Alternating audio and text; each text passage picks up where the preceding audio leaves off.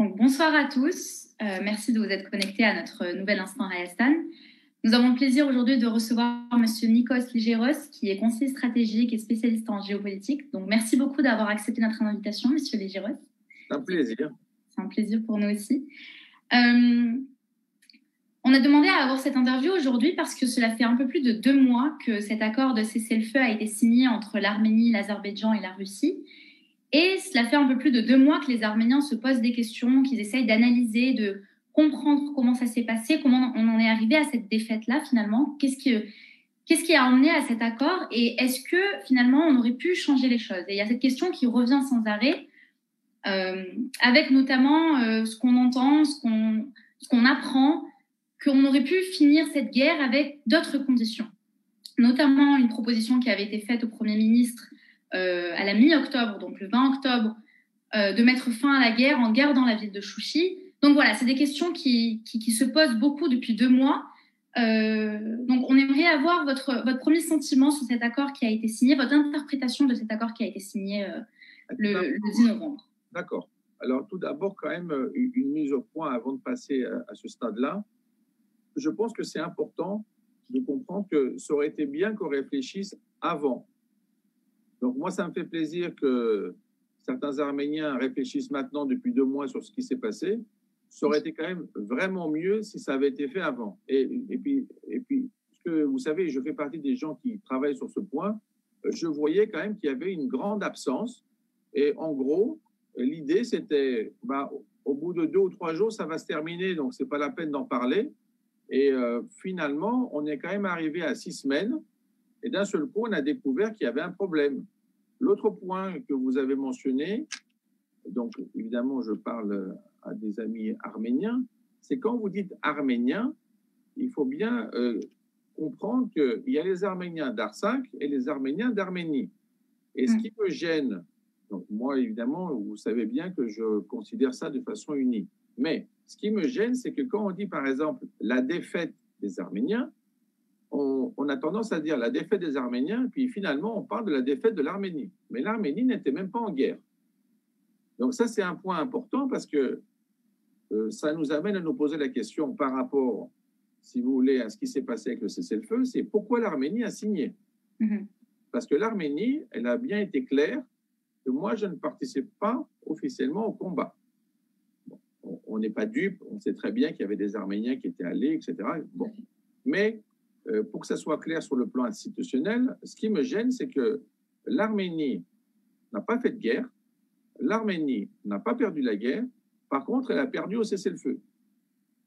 Et donc là, le point qui est quand même remarquable, c'est que si on signe un cessez-le-feu de cette façon, ça veut dire qu'on cautionne le fait que l'Artsakh n'est pas une entité. Puisqu'en fait, l'Artsakh n'a pas signé le traité. Donc je donne l'exemple parce que vous avez dit différentes propositions. Si par exemple, on a vu un traité entre les Azéris et les Artsakis, ça aurait été convenable dans le sens où c'était un problème interne, il y a eu un problème, ils sont allés en guerre, ça s'est terminé comme ça s'est terminé. Effectivement, on pouvait dire par exemple que sur le plan militaire, la situation n'était pas forcément tenable, ça on peut en discuter pendant l'interview, je fais simplement l'introduction, mais ça aurait été, disons, logique. Là, ce qui s'est passé, c'est que d'un seul coup, l'entité Artsakhi a été enlevée, on a fait comme s'il n'y avait pas d'Artsakh. Et donc, en fait, on avait un problème entre l'Arménie, l'Azerbaïdjan et la Russie. La Russie qui intervient en tant qu'élément extérieur. La Russie a été très claire. Moi, je défendrai les Arméniens d'Arménie. Donc, dans le vocabulaire russe, arménien signifie arménien d'Arménie et pas arménien d'Artsakh. Ça, c'est intéressant parce que pour les Arméniens, moi, je me mets dans ce cadre-là, quand nous, on dit arménien, on sous-entend évidemment les deux. Mais le problème, c'est que finalement, l'Arménie n'est pas entrée en guerre alors qu'elle signe un cessez-le-feu qui remet en cause même son propre territoire. Parce que là, c'est encore un autre problème. C'est pareil qu'il faut bien le préciser. Quand on regarde le point 9 du cessez-le-feu, certains points concernent effectivement que l'Artsakh. Donc, c'est normal, puisque de toute façon, la situation était là-bas. Mais sur le plan polémologique et sur le plan, en fait, de la théorie de la guerre, on a un problème conceptuelle, c'est que on parle d'événements qui ont lieu en Artsakh, donc officiellement pour les Azéris en Azerbaïdjan, et d'un seul coup, on voit apparaître un corridor en Arménie qui va permettre de relier le Nakhichevan avec l'Azerbaïdjan. Ça, c'est hors cadre. Donc, on pourrait déjà se dire, pourquoi avoir signé le point 9? Évidemment, le problème de la restitution des territoires, ça aussi, c'est un autre problème. En plus, le problème des dates. Et moi, ce que je vois, si ça vous aide pour la suite, c'est que maintenant, on voit déjà des remarques de la part des Azéris qui disent on a beau avoir gagné la guerre, on a beau avoir un cessez-le-feu, techniquement et pratiquement, on n'y est pas encore. Par contre, les Russes y sont. Et donc, en fait, vous voyez, c'est un peu un exercice un peu diplomatique et fallacieux, c'est-à-dire qu'ils sont conscients d'avoir gagné quelque chose, mais simplement, ils n'y vont pas. Donc, ça veut dire quoi? Ça veut dire qu'en fait, le cessez-le-feu, il faut déjà faire une remarque là-dessus, le cessez-le-feu n'est pas un traité. Donc, la problématique, par exemple, des Arméniens qui réfléchissent au problème du cessez-le-feu, moi, je me demande s'ils réfléchissent, est-ce qu'on va signer un traité? Parce que pour l'avantage des Azéris, si on considère que le cessez-le-feu est isomorphe à un traité, ça veut dire qu'ils vont le prendre pour argent comptant, comme si on avait signé un traité. Et ça, il faut faire très attention, parce qu'un cessez-le-feu, c'est simplement une étape intermédiaire et préparatoire. Par exemple, c'est une différence entre cessez-le-feu, armistice et traité. Il y a 3 stades. Là, en fait, on donne l'impression que le cessez-le-feu est interprété comme un traité. Et ça, c'est un problème parce que finalement, c'est tellement présenté de cette façon par les Azéris et un peu par la Russie que finalement, les Arméniens, on a l'impression que tout est fini, donc il n'y a rien à faire. C'est faux, parce qu'en fait, il faut se demander qu'est-ce qui se passe à l'étape suivante. C'est-à-dire que, est-ce qu'on a signé officiellement armistice? Non. Est-ce qu'on a signé un traité? Non. Alors, de quoi on parle? On parle simplement d'un cessez-le-feu. Donc, ça veut dire que si d'un seul coup, on avait de nouveau une phase de guerre, eh bien, on n'a pas fini la guerre. Donc, il faut bien être conscient que certainement, on a perdu une bataille du point de vue arménien, bien sûr, surtout du point de vue de l'Artsakh. Mais la problématique, c'est pourquoi on s'arrête sur le niveau du cessez-le-feu? Pourquoi on accepte certains départs dans des endroits où ça n'avait pas lieu d'être? Et d'un autre côté aussi, pourquoi on accepte une intervention du cessez-le-feu sur le territoire arménien proprement dit, et pas Artsakh, je veux dire, où on parle d'un corridor, parce que ça veut dire en gros quoi? Que l'Arménie est censée offrir un passage alors qu'elle n'a même pas été en guerre. Voilà pour l'introduction. J'ai beaucoup de questions rien que par cette introduction, mais juste pour reprendre un peu ce dernier passage du corridor. Voilà, vous avez parlé de ce corridor et donc cette partie du territoire arménien qui est quelque part cédée sans que l'Arménie n'ait pris officiellement part à cette guerre. Oui, ne dites pas quelque part, c'est vraiment cédé. Oui, voilà. Voilà. Et finalement, on a l'impression que c'est fait dans la précipitation parce que pendant ces 2 mois post-signature de cet accord, on a ensuite eu une déferlante d'informations. Ce territoire a été cédé, ce village a été cédé, etc., etc. Et puis, on est arrivé à la date du 11 janvier, donc à Moscou, cette rencontre, cette signature une nouvelle fois, et ces discussions avec, sur Internet, l'apparition de cartes où on montrait finalement un chemin de fer et on nous faisait croire, sous prétexte d'échanges commerciaux qui vont pouvoir bénéficier à l'Arménie, l'instauration de ce corridor qui finalement, c'est le bon vieux rêve panturc de relier le Nakhichevan à l'Azerbaïdjan. Et on dit à l'Arménie, mais t'inquiète pas, tes marchandises passeront par l'Azerbaïdjan pour arriver en Iran et en Russie. Alors que l'Arménie a une frontière avec l'Iran et peut passer vers la Russie par la Géorgie. Donc finalement, c'est très déséquilibré. C'est une impression de beaucoup de déséquilibre. Juste une petite mise au point sur ce que vous avez dit, qu'on se mette d'accord. Quand vous parlez du chemin de fer, il y a un argument qui est un peu plus vicieux, c'est qu'en fait, les Azéris considèrent que le chemin de fer est russe. Oui. Ce qui est inadmissible, parce que ce n'est pas parce que techniquement le chemin de fer est russe que l'Arménie n'a plus de droit là-dessus. Donc en fait, en gros, les Azéris nous disent maintenant, aux Arméniens, moi je suis dans les Arméniens, donc, voilà. Donc les Azéris nous disent, eh bien, on n'a pas besoin de négocier avec les Arméniens, il faut négocier qu'avec les Russes. Il n'y a que nos interlocuteurs, parce que même le train, ça leur appartient. Et là, c'est une erreur technique, parce que ce n'est pas parce que quelqu'un a fabriqué sur le plan technique un train que l'État par lequel il passe ce train a aboli tous ses droits. Donc, en fait, là, il faut bien insister sur ce point que les négociations doivent se faire avec l'Arménie, mais le problème, c'est que c'est vraiment important de dire que ça a été précipité, mais soyons honnêtes, est-ce que ça a été précipité sur ce point? Parce que moi, ce que je vois sur le plan stratégique, c'est qu'ils ont d'abord construit le point 9 et après, ils ont dit pour les autres régions. Un Arménien normalement constitué, cette zone, il ne s'en préoccupe pas parce que tout simplement, déjà la zone de contact de l'Art5, c'était en fait une zone sanctuarisée. Donc, en fait, sanctuarisée. Ça veut dire quoi? Ça veut dire que la population de l'Art5 n'était pas vraiment dans cette zone de point de contact. Donc, en fait, on a des étendues très vides. Donc, si finalement, les Arméniens de l'Artsakh regardaient plus la région autour de Stepanakert, Agdam, encore même Bedzor, mais pas plus bas. Et donc, en fait, on a un couloir qui s'est formé, qui a échappé à leur tête et qui a dit finalement, ils vont nous attaquer sur Stepanakert, alors qu'en fait, le but de la manœuvre, c'était de passer par le bas.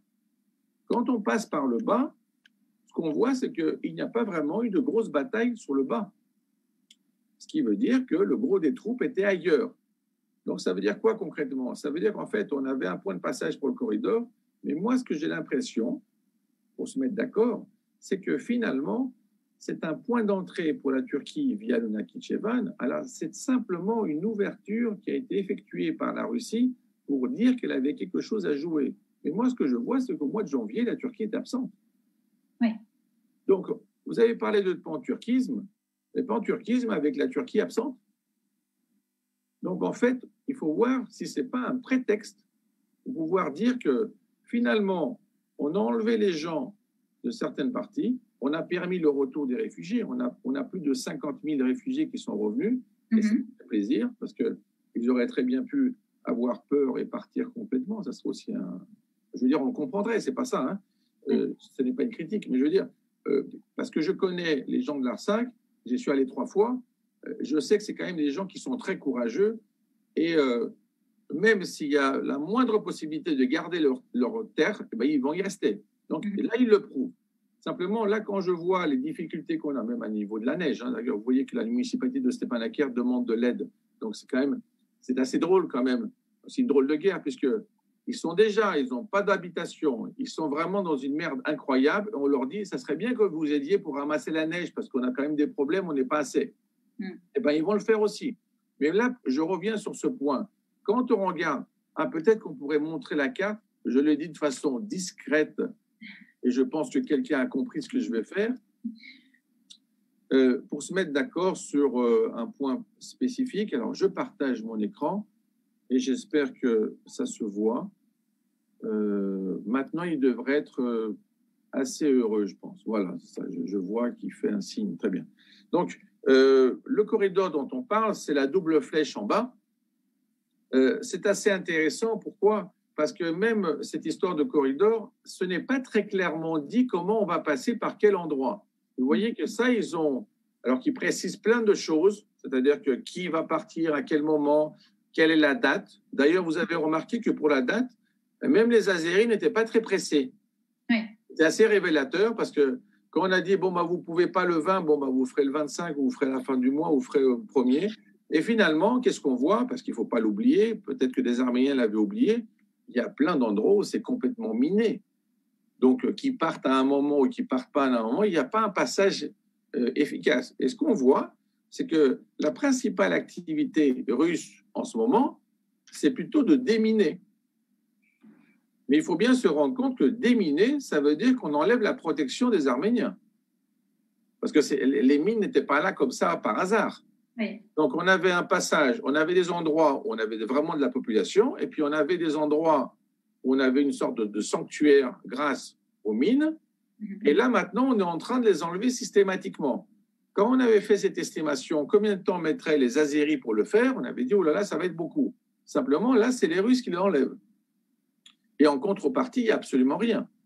Donc, en fait, ce qu'on voit, c'est que ce qui s'est passé au mois de janvier que vous avez mentionné, c'est que, la Turquie est absente, alors qu'en fait, au départ, on avait simplement une impression de pan-turquisme via le Nakhichevan et évidemment la zone de contact.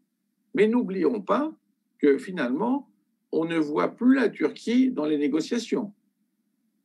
Et quand vous dites en fait qu'on va avoir des échanges qui vont être facilités, ils vont être facilités entre qui et qui?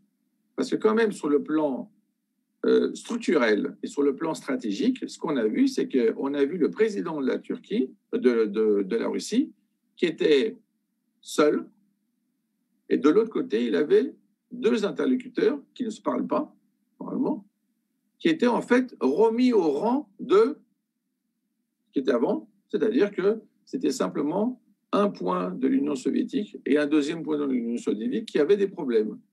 Et c'était assez intéressant de voir cette remarque aussi, qui a été faite par Poutine. Il a dit, vous comprenez, si on était dans l'Union soviétique, c'est assez intéressant comme remarque, si on était dans l'Union soviétique, il n'y aurait pas eu de permission d'intervention de la Turquie. Qu'est-ce que ça veut dire, ça, pour un Arménien? Ça veut dire que si je ne suis pas dans l'Union soviétique, je ne serai pas protégé. Et en tout cas, c'est ce qui s'est passé en Artsakh. Alors, je peux être protégé parce que j'ai fait des accords spéciaux pour l'Arménie. On sait très bien que la frontière entre l'Arménie et la Turquie est protégée par la Russie, d'accord, depuis longtemps. Mais là, on a un trou fonctionnel, c'est que si c'est des Arméniens qui sont hors Arménie, la Russie ne les protège pas. Donc, ça veut dire quoi, ça? Ça veut dire qu'en fait, l'Arménie n'a le droit d'avoir d'arménité qu'au sein de l'État? Eh bien, apparemment, c'est ça. Donc, il faut bien se mettre d'accord. Ah, j'imagine que vous voulez discrètement enlever ma carte. Donc, on l'a vu assez. Je reviens à un grand format pour faire plaisir à Sarkis. Voilà. Je pense que je suis en grand format maintenant. Pour dire que si on se met dans ce cadre-là, il faut bien faire attention, c'est est-ce qu'on met le doigt sur le point 9 qui concerne vraiment, effectivement, la Turquie, et est-ce que le point 9 n'a pas été un prétexte pour faire les 8 autres? Parce que normalement, le point 9 ne devrait pas apparaître. Or, il est apparu.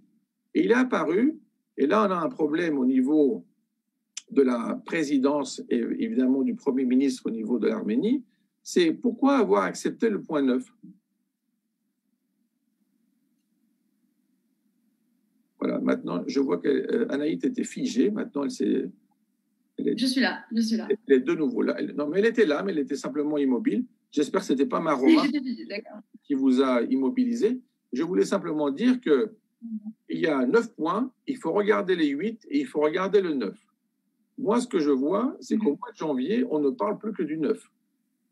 Et ce qui est intéressant, c'est qu'on ne parle plus que du 9 alors qu'on parle avec la Russie. Et alors qu'on parle le 9 pour la liaison Nakhichevan et ensuite pour la Turquie n'est pas présente. Ça veut dire que, concrètement, la Russie a évincé la Turquie du Caucase. Maintenant, question plus vicieuse. Puisqu'elle a réussi à l'évincer, pourquoi elle n'a pas évincé plus tôt? C'est la question que vous allez me poser.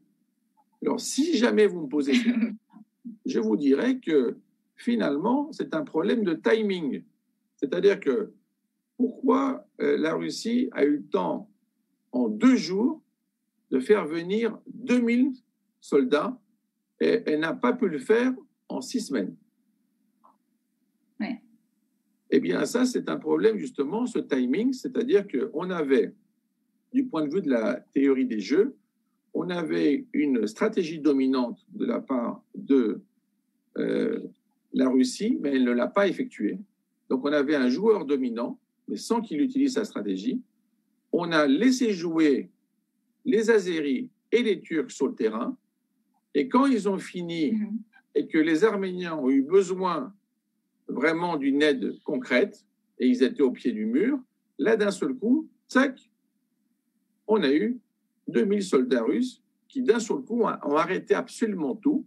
C'est quand même assez extraordinaire parce que c'est quand même seulement 2000 personnes. Hein, donc, il ne faut pas non plus exagérer. Qu'est-ce que je veux dire par là? On a très bien compris qu'il y avait un accord avant l'accord, et c'est pour ça que le texte était prêt. Parce que normalement, quand vous dites les Arméniens réfléchissent depuis 2 mois sur ce qui s'est passé, c'est quand même intéressant de savoir que quand on fait des négociations pour un cessez-le-feu, avant de se mettre d'accord sur une page, il en faut des jours pour se mettre d'accord. Et là, on a compris que, en fait, le texte était prêt. Donc, le texte était prêt. Simplement, apparemment, il était trop prêt au mois d'octobre et il était bien prêt pour le mois de novembre. Et en réalité, ça aurait été intéressant de savoir, c'est, imaginez-vous maintenant en tant qu'Arménienne, si vous étiez au courant que le texte était prêt déjà depuis 1 mois et que vous aviez ce texte en main, comment vous auriez continué la guerre?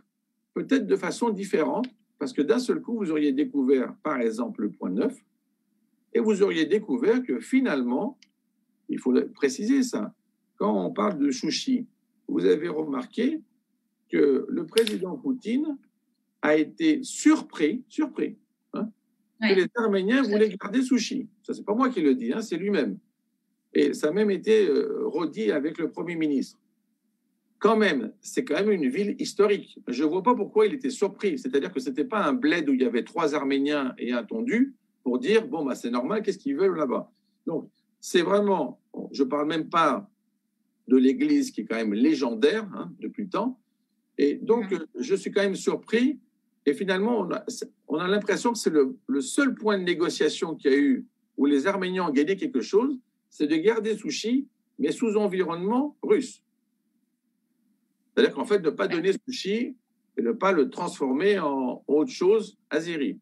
Je pense que pour les Azéris, c'est quand même un problème, parce que quand vous voyez à quelle distance ils se trouvent, déjà qu'on disait pour Stepanakert qu'on a une buffer zone très petite, et donc si on a une attaque via Agdam, on est rapidement sur la capitale. Maintenant, avec la position azérie au niveau de très près de Souchi, on comprend très bien le danger, mais moi ce que je vois, c'est que les Azéris, ils avaient plus envie de mettre un drapeau azéri qu'autre chose.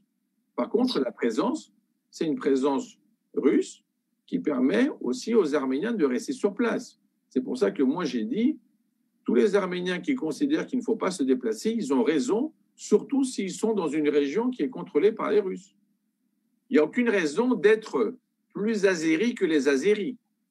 C'est-à-dire que les Arméniens qui partent pour des régions alors qu'elles sont contrôlées par les Russes, ils n'ont aucune raison de partir parce qu'avant, ils pouvaient craindre pour leur vie. Donc, c'est normal, si on craint, on part. Mais là, maintenant, on sait qu'il n'y a pas de bataille, tout est arrêté. Donc, à partir du moment où les Russes font vraiment ce qu'ils sont censés faire, il n'y a pas de raison que les Arméniens partent tout seuls. Et ça, c'est un point très important dans ce qui se passe, dans ce travail de préparation, parce que, vous savez, si les Arméniens partaient tous, eh bien, il n'y aurait même pas besoin de faire un traité. On aurait les Azéris qui seraient sur place, et on dirait, bon, ben voilà, ils ont gagné la guerre, ils viennent. Là, on a un moment de résistance, et il va falloir le gérer. Et moi, ce que j'aime, c'est que les Arméniens, ils aiment leur terre. Donc, ils sont, vous voyez, comme Papik Tati, qui sont enfoncés dedans. Ce qui fait que les Russes ne sont pas comme ça. Les Russes, ils sont du déplacement. C'est-à-dire qu'en fait, ils ont un très grand pays. Donc, en fait, ils se disent, bon, bah, que tu sois plus là ou plus là. Je veux dire, en Russie, déplacer 1 million de personnes, c'était même logique à une certaine époque, vous savez très bien. En Arménie, si on déplace 1 million de personnes, l'Arménie est vide, quoi. C'est simple. Hein. Donc, il faut se mettre d'accord, c'est que sur l'Ar5, à partir du moment où on a des gens qui sont bien implantés et qui ne bougent pas, ça va être très difficile, même pour les négociateurs et les médiateurs, de dire ça serait bien que vous partiez. Ils iraient où? Eux, ils veulent rester sur place. Et ils ont raison. Et il ne faut surtout pas que l'Arménie leur dise si vous avez un problème, venez chez nous. Non. Parce que ça serait une catastrophe au niveau de l'arménité. Oui, c'est-à-dire que les Artsakhi, vous l'avez noté, c'est des gens, enfin, comme tous les Arméniens, en fait, qui sont attachés à leur terre et qui veulent y rester. Mais il y a quand même une question de sécurité qui se pose, notamment après la signature de ce cessez-le-feu, sur la question des otages. Parce qu'on a vu beaucoup d'Arméniens. J'ai en tête, par exemple, une citoyenne une femme qui venait d'ailleurs du Liban, donc qui avait fui, enfin qui avait quitté le Liban, qui était venue s'installer en Arménie, en Artsakh, en espérant y avoir un peu plus de sécurité, parce qu'à l'époque c'était quand même. Oui, c'est vrai. Et finalement qui a été prise en otage. On voit des vidéos d'Arméniens en otage, que ce soit des civils, que ce soit des militaires maltraités. Cette question des otages qui pourtant est quand même traitée dans l'accord, je crois que c'est le point 7 de l'accord. Oui. Et finalement, on a eu des otages pendant la guerre, des otages après la guerre, donc après la signature de ce cessez-le-feu. Cette question des otages qui est quand même cruciale, qui est centrale dans l'actualité politique en Arménie, parce que les parents n'en peuvent plus, les familles n'en peuvent plus, ont besoin de savoir si leurs enfants sont vivants, où ils sont, etc. Pachinian qui s'engage à régler la question des otages ce 11 janvier pendant la rencontre avec Aliyev et Poutine. Et finalement, on n'avance pas. Ils n'y arrivent pas. Tout le monde sait qu'il y a des violations des droits les plus élémentaires, finalement. Et on n'avance pas. On n'arrive pas à régler cette question, alors qu'elle faisait aussi partie de cet accord-là. Donc, c'est une vraie question, cette question un peu de sécurité, finalement, du citoyen arménien ou même de l'Artsakhi qui se rendrait là-bas sur place, qui rentrerait chez lui et qui, finalement, comme cette femme qui allait chez elle récupérer ses affaires et qui a été prise en otage bien après la signature de ce cessez-le-feu. Je suis d'accord sur votre point de vue, mais moi, parce que je m'intéresse aussi au problème du génocide, moi, je m'intéresse aussi aux morts.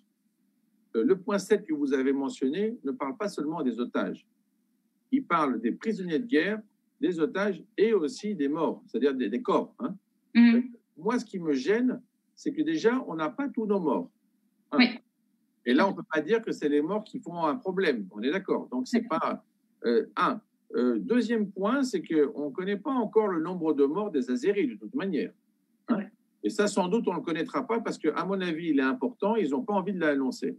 Parce que ça prouve aussi qu'ils ne sont pas capables de faire la guerre tout seuls. Parce qu'une attaque des Azéris sans Turcs, sans drones et sans, disons, un laisser-aller, on va le dire comme ça, russe, ça n'aurait pas marché.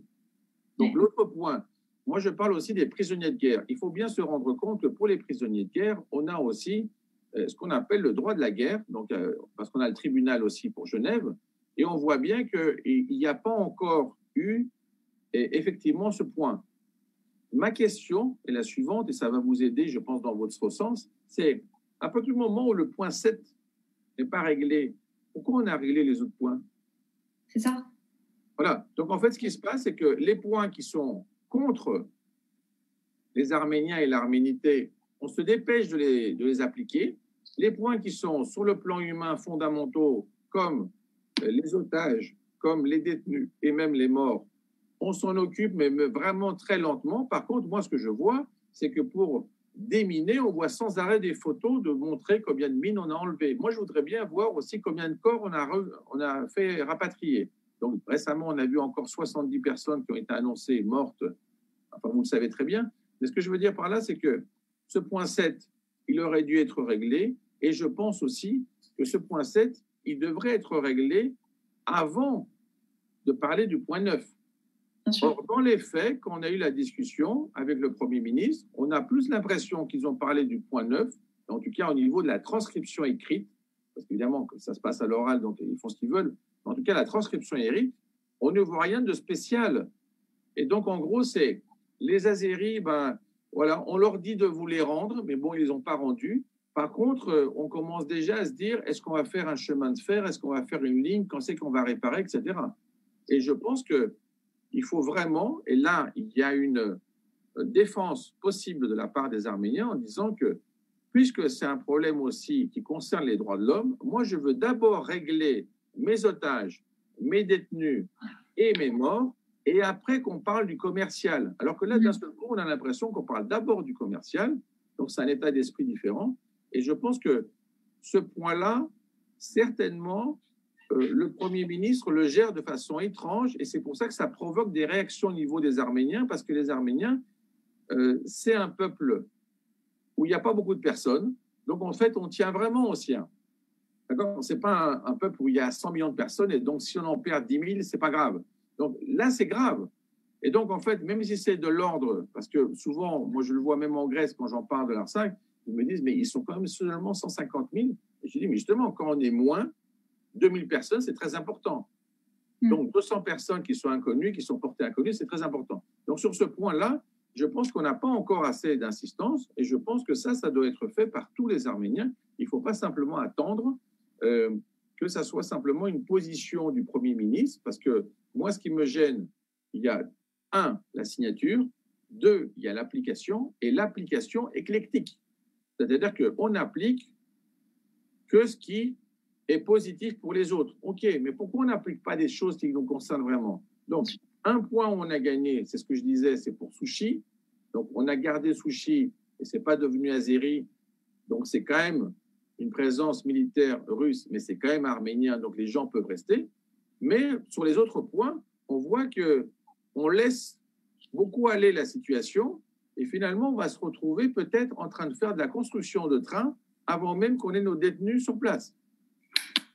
Il y a une question par rapport à Chouchi, parce que au départ, oui, Chouchi était censé rester sous contrôle russe et c'était... En fait, c'était un statut un peu ambigu par rapport à Chouchi. Et puis finalement, on a vu les Aliyev se prendre en photo à Chouchi, les Aliyev se rendre à Chouchi.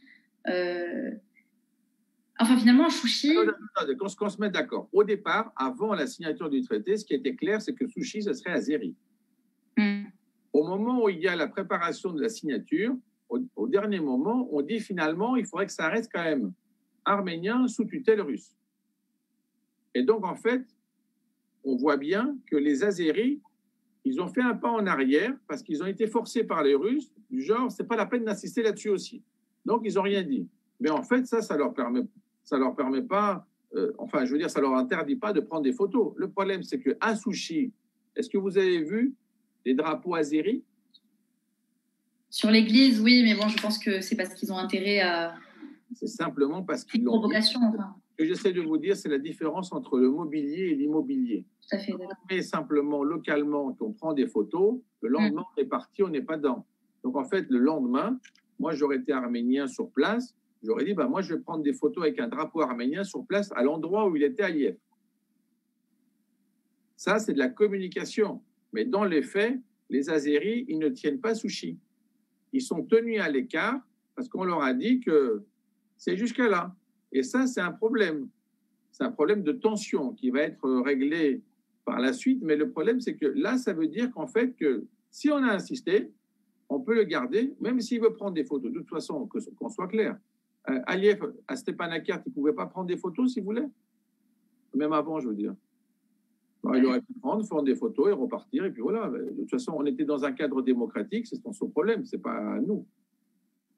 Il aurait même pu aller au musée. Pas grave. Non, mais pour voir l'arménité, parce qu'apparemment, il n'est pas au courant, donc c'est bien qu'il aille au musée, qu'il voit quand même que c'est très arménien localement. Donc, oui, non, mais l'humour est important dans la guerre. Hein. Alors, ce que je veux dire par là, c'est que il peut se prendre en photo, il peut se promener, mais le problème, c'est est-ce qu'il peut installer les siens? Eh bien, non. Donc, ce point-là est important, que ça veut dire qu'il faut qu'on ait une présence à Souchi.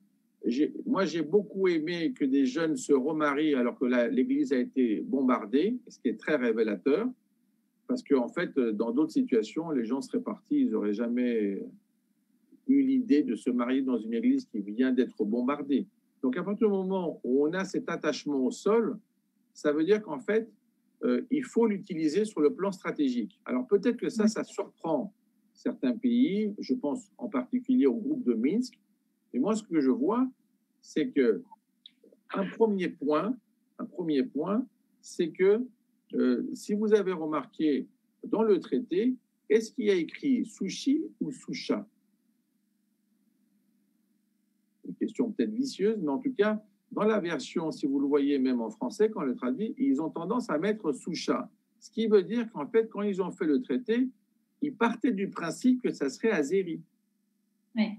Et finalement, ils ont fait une correction de tir. Mais ils ont fait une correction de tir en disant, parce que les Arméniens ont dit, pas Souchi quand même.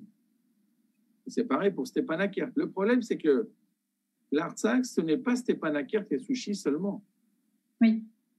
Donc, il faut avoir aussi, parce qu'évidemment, c'est pareil pour l'Arménie, on dit Erevan, c'est pareil. Les gens, pour la France, ils disent que c'est Paris. Mais ce que je veux dire par là, c'est qu'il faut insister sur ce point parce que quand on dit, en tant qu'Arménien, on a perdu des terres, faut être clair, on a perdu des terres ou on a perdu des buffer zones. Ce n'est pas exactement la même chose. Il y a des endroits où on n'y était pas. Donc, la seule chose qu'il y avait, c'était des mines. Mais si on parle vraiment de villes d'immeubles de quartier, où c'est qu'on a perdu quelque chose? Vous voyez la différence? Ce que j'essaie de dire, c'est que comme c'est présenté à des gens qui ne connaissent pas bien et qui ne sont pas forcément allés là-bas, on a l'impression qu'on a perdu plein d'endroits. Mais quel endroit? Parce que vous savez, quand quelqu'un reprend une zone qui était sanctuarisée, c'est très simple, elle est vide. Hein. Donc il va faire quoi? Il va venir avec sa cabane? Parce que quand j'entends par exemple que les vieux Azéris ont dit qu'ils vont revenir, pour aller où? Il n'y a pas de maison. Pour aller juste à côté des mines? Ce serait complètement différent la situation si on avait dû vider Stepanakert et Souchi. Mais... J'essaie de dire qu'en fait, on a des points positifs sur lesquels on ne tient pas un discours plus offensif pour dire que finalement, si on y réfléchit bien, les Arméniens, ils ont l'impression simplement qu'ils ont perdu la guerre. Et je pose la question, quand on perd la guerre, on a encore la capitale? Le problème, c'est qu'on a encore la capitale. C'est-à-dire que il ne faut pas être défaitiste, c'est ça la vraie question, et on ne l'est pas, mais on a encore la capitale, mais il y a la question, alors des zones que vous avez dit où il n'y avait pas d'Arméniens qui y habitaient, mais c'était des zones de protection, et donc on sait que si, parce que vous l'avez dit aussi, cette guerre, finalement, cet accord de cessez-le-feu, c'est pas un traité de paix, donc c'est pas figé dans le temps, on ne sait pas combien de temps encore ça va durer, et finalement on a l'impression quand même que les Azéris ont des positions peut-être plus avantageuses si ça venait à recommencer. Et puis on voit aussi le rôle de la Turquie, et vous l'avez noté, et c'est quand même particulier parce que la Turquie n'est pas là, vous l'avez dit, elle n'était pas à Moscou, elle n'était pas représentée, elle n'était pas non plus dans cette signature, mais pourtant la Turquie a bien aidé l'Azerbaïdjan, et surtout, il y a encore cette menace des Turcs qui font des entraînements militaires avec les Azéris à Kars. Enfin, on voit ce qui se passe un peu autour, on voit cette ambiance de la Turquie et de l'Azerbaïdjan, petit frère de la Turquie. Donc la menace, elle plane toujours. Et donc, finalement, on garde la capitale, mais il y a quand même cette question de, OK, qu'est-ce qui se passe ensuite? Je reviens à ma capitale parce qu'apparemment, je n'ai pas été assez clair. Quand les nazis ils ont occupé la France, eh bien, Paris était occupé. Et si on avait un gouvernement à Vichy, c'est parce qu'on ne pouvait plus être à Paris. Donc là, on sait très bien ce que c'est une perte. Ce que je veux dire par là, c'est qu'à partir du moment où la capitale est arménienne, c'est fondamental parce que ça veut dire aux Azéris, ici, c'est arménien. Oui. Bon, donc ça, c'est un point. Ensuite, le fait que Souchi n'a pas été donné aux Azéris, c'est aussi un autre point. Et moi, ce que je veux dire, c'est que c'est des points d'attache pour organiser une résistance. Le problème, c'est qu'ensuite, il faut qu'on ait des gens. Un autre point aussi, vous savez, quand ça a été dit, par exemple, qu'ils vont avoir le point 6, où on a l'office du haut-commissariat, vous savez pourquoi ils l'ont mis? Pour être sûr qu'on n'a pas des Arméniens d'Arménie qui viennent. C'était une façon de contrôler qui serait déplacé, qui serait réfugié. Mais pour être concret du point de vue stratégique, ça fait quand même des années qu'on aurait pu être unis avec l'Artsakh. 2, ça fait des années qu'on aurait pu reconnaître l'Artsakh. Et donc, en fait, il a fallu quoi? Il a fallu une guerre et une défaite locale pour finalement dire c'est quand même des Arméniens. C'est ça l'idée? Je veux dire, le drapeau de l'Artsakh est très clair. Oui. Voilà. Donc, ce que je veux dire par là, que c'est peut-être aussi bon pour l'arménité, une prise de conscience que l'Artsakh, c'est vraiment quelque chose qui appartient à notre patrimoine, à notre terre, à notre mémoire, que c'est pas simplement un truc qui est là-bas. Parce qu'il faut voir aussi, combien d'Arméniens sont allés en Artsakh? D'accord? Et je parle vous, parce qu'il y a beaucoup de jeunes qui nous écoutent. Moi, je pense que ça doit être un but. Il faut y aller. Et ce n'est pas par hasard que les Artsakis disent si tu viens 3 fois, tu es de chez nous. Parce que c'est difficile pour y aller. Donc, et je ne dis pas ça parce que j'y suis allé 3 fois. Hein, ce n'est pas pour vous faire rendre jalouse. Mais ce que je veux dire par là, c'est que si c'est important et on y va, alors il faut avoir des points de résistance. Un point de résistance, c'est l'arménité sur le plan local. C'est-à-dire qu'en fait, l'Artsakh fonctionne. C'est-à-dire qu'en fait, il a encore son statut finalement de gouvernement, de ministère, etc. Ça veut dire qu'on n'est même pas dans une situation qu'avait la France occupée. La France occupée, c'était autre chose. Il fallait être à la fin pro-nazi pour avoir le droit d'avoir un gouvernement. Là, à Stepanakert, ils n'ont pas besoin d'être pro-azéri. Donc, en fait, c'est un problème de situation, contrôle, d'équilibre, parce qu'on était en hors équilibre, et notre relation avec la Russie. Il faut qu'on soit très clair là-dessus. C'est-à-dire que la Russie a une nostalgie de l'Union soviétique, c'est normal, parce que c'était sa grande époque dans sa tête. Et donc, en fait, elle a besoin d'avoir un contrôle sur ses territoires. Moi, ce que je vois, c'est que pendant la guerre, on a eu l'impression que d'un seul coup, la Turquie venait faire un jeu là-dedans. Finalement, la Turquie est quand même officiellement absente du traité, enfin de la signature du cessez-le-feu, concrètement, alors qu'elle aurait pu y être. Le choix du langage, le traité est officiellement en russe. Oui. Ben, il n'a pas été écrit en turc. Ça veut dire quoi, ça? Ça veut dire qu'il ne faut pas se tromper d'ennemi. On a un ennemi classique qui est la Turquie, mais l'ennemi classique, il peut jouer un rôle que si on le lui permet. Et s'il y a des intérêts supérieurs sur le plan de la grande stratégie au niveau de la Russie ne le permettra pas. Parce que c'est très simple. Soyons honnêtes. Quand on dit, par exemple, pour nous Nakhichevan, à partir du moment où la Turquie elle a une zone de contact et elle peut venir, pourquoi, en fait, la Russie ne dirait pas, tiens, je pourrais partir de la frontière? Vous imaginez?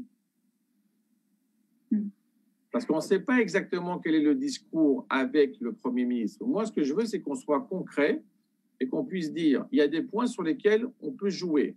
Il n'y a aucune raison de donner du territoire arménien, même pour le corridor. Il n'y a aucune raison d'accepter la situation avec les détenus, d'accepter la situation avec les otages, parce que finalement, on n'est pas dans cette situation. C'est-à-dire qu'en fait, ce n'est pas l'Arménie qui est à bout et qui est obligée d'accepter tout.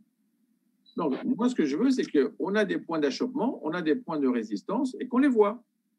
Et que c'est pareil, il ne suffit pas de dire il fait ça bien, il ne fait pas ça bien, il faut dire les points. Il faut dire le point 7. Qu'est-ce que vous foutez sur le point 7? Et pas simplement, ça serait bien de faire autre chose. Et moi, je dis, depuis le début, je dis le point 9 n'aurait pas dû être présent. Donc, le fait qu'on le mette, ça veut dire quoi? Ça veut dire qu'on a un peu fait jouer la Turquie et l'histoire du commerce, mais soyons honnêtes. Ça va se faire, ça? Tous les endroits où il n'y a pas de chemin de fer, qu'il faudra tout rectifier et tout refaire, c'est énormément d'argent, énormément d'investissement. Mais il faut bien se rendre compte, c'est que n'importe qui peut mettre une bombe sur un chemin de fer. Un chemin de fer, c'est quelque chose qui n'est pas très fiable parce qu'il a un défaut, c'est le même défaut qu'ils ont les oléoducs. Un chemin de fer, c'est bien parce que c'est stable, et un chemin de fer, c'est pas bien parce que c'est stable. C'est-à-dire qu'en fait, il suffit de faire sauter 2 rails, il n'y a plus de passage. Ce n'est pas des voitures, ce n'est pas n'importe quoi. Ce que j'essaie de dire, c'est que l'Arménie, il faut qu'elle dise vraiment que ça appartient à sa suprématie à elle, le contrôle de ce passage. Ce contrôle de ce passage, il peut se faire à différents niveaux. On pourrait très bien avoir un accord commercial, indépendamment. Imaginons qu'il n'y ait pas eu une guerre et que pour des raisons commerciales, économiques, on ait dit, voilà, vous aurez le droit de faire ça, mais vous aurez un péage, etc. C'est possible, ça. C'est pareil, je veux dire, quand on fait, nous, on a le cadre Schengen, eh bien, on a bien Schengen, aussi dans l'espace Schengen, on a bien la Suisse. Mais la Suisse ne fait pas partie de l'Union européenne. Donc, ça veut dire qu'on peut très bien faire ce genre d'accord. Mais là, on ne fait pas un accord. Là, c'est d'un seul coup, on vous dit, vous avez perdu en Artsakh, alors donnez-nous un passage. D'accord? Alors, il faut quand même bien répondre de façon concrète. Ce n'est pas nous qui avons perdu en Artsakh parce qu'on ne s'est pas mis en position de guerre. Donc, c'est les gens d'Artsakh qui, tout seuls, ne pouvaient pas résister plus. Mais pourquoi ils ne pouvaient pas résister plus? Parce qu'on a permis à la Turquie d'aider les Azéris. Les Azéris, tout seuls, ils n'y arrivaient pas. C'est ça qui est formidable quand même. Et ça aussi, c'est une leçon sur le plan de la résistance. Nous, on a l'impression, quand on est défaitiste, que ça a été perdu, c'est fini. Non, c'est faux. Parce que moi, ce que je vois, c'est que les Azéris ont investi énormément d'argent et il y a énormément d'incompétence. Parce que c'est aussi un système où ils mettent de l'argent à un endroit, ils le reprennent ailleurs. Et ça ne va pas forcément là où ils voulaient le dire.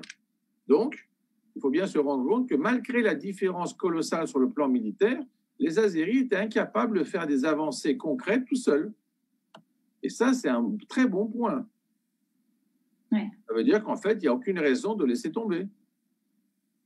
Mais je pense que, enfin, je veux dire, les Arméniens et l'attachement des Arméniens à l'Artsakh, l'attachement des Arméniens à Chouchi, je veux dire, c'est pas envisageable de laisser tomber, comme vous dites. Enfin, je veux dire, c'est l'Arménie. Enfin, tout le monde le sait. Tout le monde sait. En tout cas, au niveau des Arméniens, les Arméniens en sont profondément convaincus. Il y a eu encore une polémique la semaine dernière concernant encore une fois le statut de Chouchi, parce que Chouchi est le symbole parmi les symboles de l'Artsakh, avec Stepanakert, mais Chouchi a une place importante. Et d'ailleurs, on a beaucoup de réactions en commentaire par rapport à ce que vous venez de dire par rapport à Chouchi, parce que c'est une ville qui est tout à fait symbolique pour les Arméniens, qui est très importante pour les Arméniens, et dont le statut est encore pas défini. Enfin, en tout cas, aujourd'hui, il n'y a pas d'Arméniens là-bas, même si vous me dites, et on est très surpris, mais même si vous me dites que le statut est donc sous contrôle russe, c'est, je veux dire, l'Artsakh et les Arméniens et leur position vis-à-vis de l'Artsakh, c'est l'Artsakh est arménien, et c'est pour ça qu'il y a eu toute cette mobilisation, c'est pour ça qu'il y a eu toute cette vague de demandes de reconnaissance.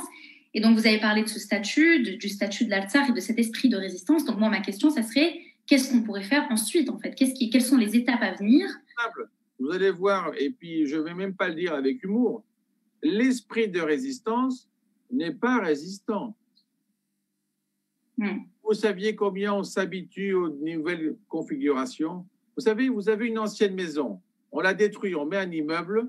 Moi, je vous donne 1 mois, vous ne savez plus à quoi ressemble votre maison. Le problème, c'est qu'il faut y aller. Il ne suffit pas de dire « moi, j'aime l'Artsakh », il faut y être aussi.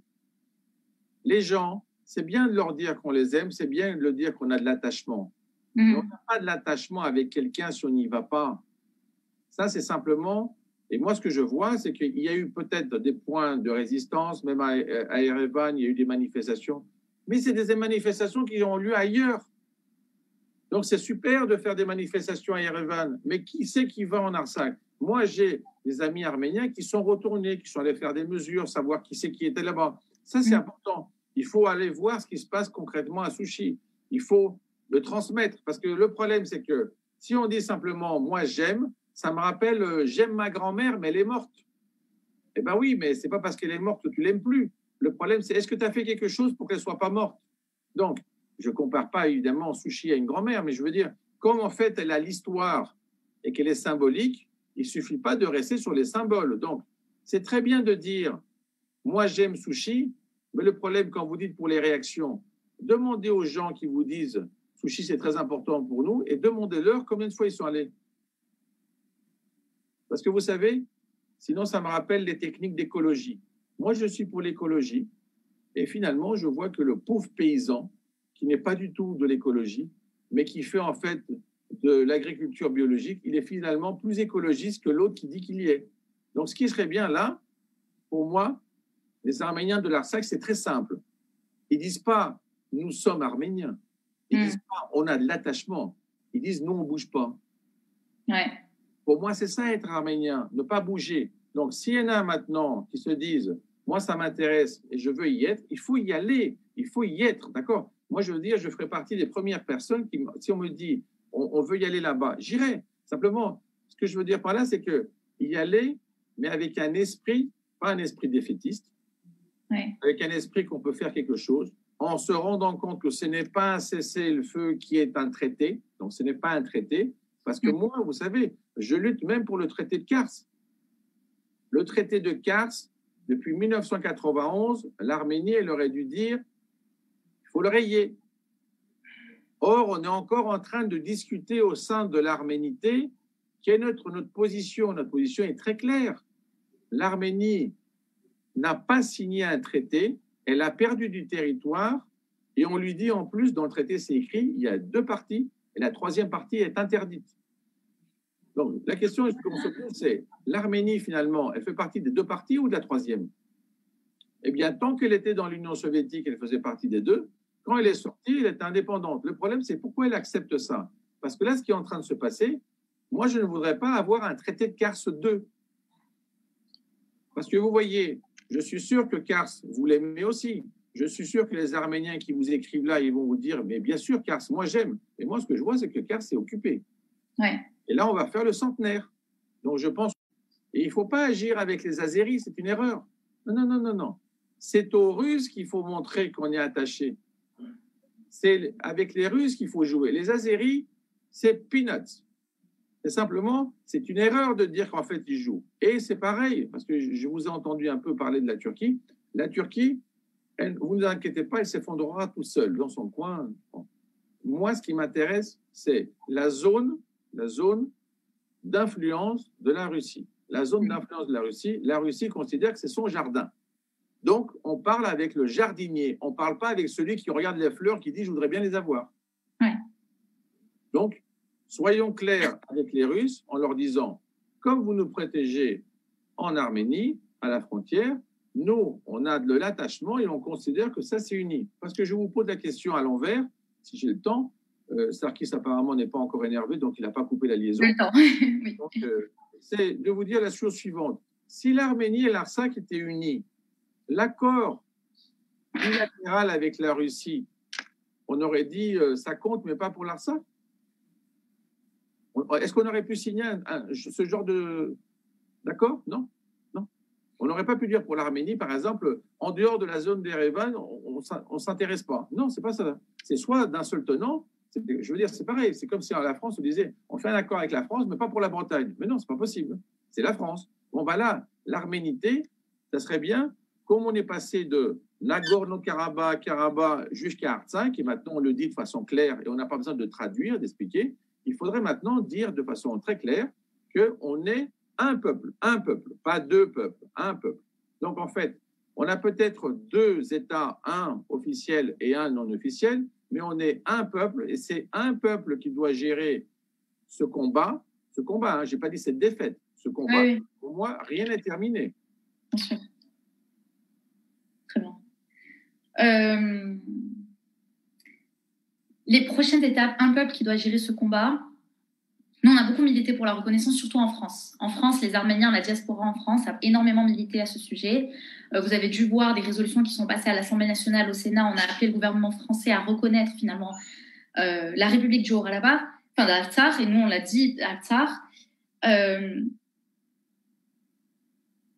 Est-ce que la France, la position de la France, et vous avez aussi tout à l'heure parlé du groupe de Minsk, on a vu la France, on a vu une déclaration d'Emmanuel Macron début octobre qui disait il y a des djihadistes, qui disaient c'est l'Azerbaïdjan qui a commencé. Et finalement, le groupe de Minsk, peut-être parce qu'il y a eu des élections aux États-Unis, mais le groupe de Minsk en tant que tel n'a pas eu beaucoup d'influence sur ce conflit, en tout cas pas officiellement.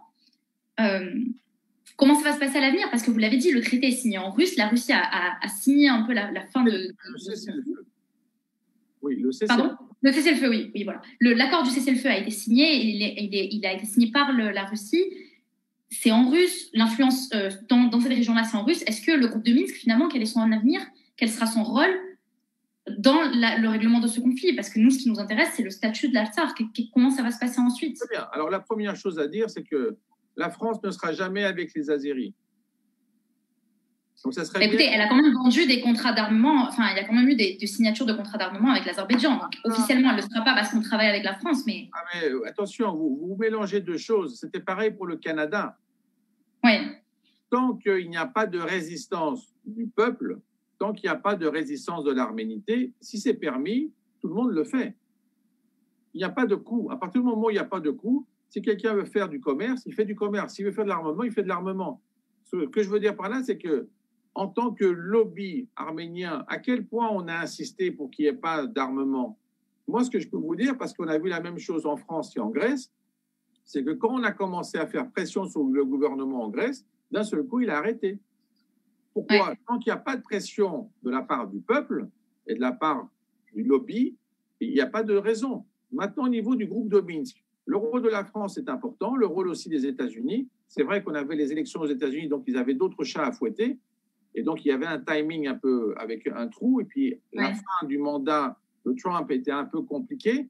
Donc, là, ce que je veux dire, c'est que ce n'est pas Biden qui va laisser de la place à la Russie. Simplement, la Russie considère que le groupe de Minsk, c'est quand même quelque chose de secondaire. C'est d'abord son jardin.